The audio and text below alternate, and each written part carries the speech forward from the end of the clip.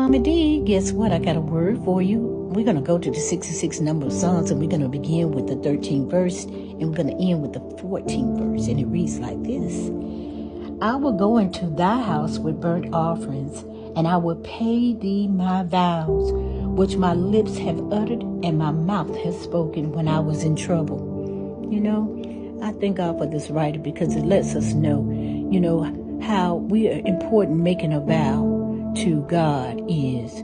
God takes it very seriously. So when you make a vow, God expects for you to keep your vow. He's holding you accountable. Yeah.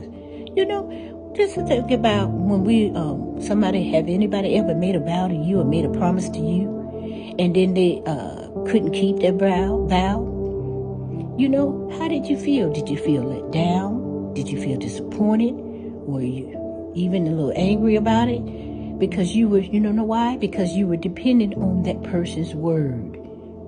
You know, your word is all you have. Your word is your bond, they always would say.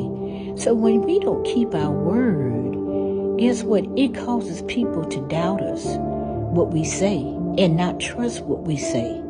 You don't want to be like that. You want people to say, you know what? I know when this person has said something to me they're going to do, I know they're going to do it. You know, and whatever way we can do to make sure that we keep that vow, let us do that.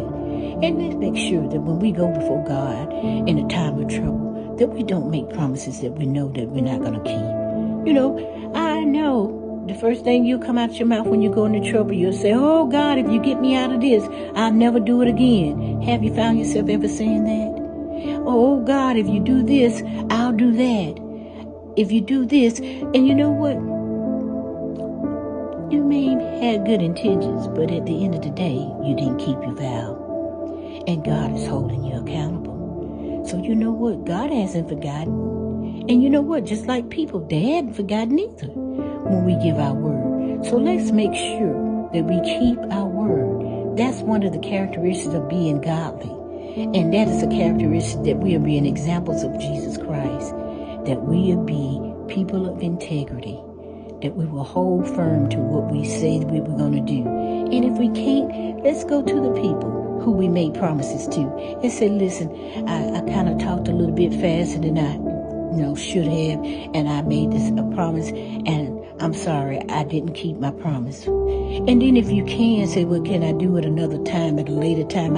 Just give me some time. But the thing is, acknowledge that you made a promise that you couldn't keep.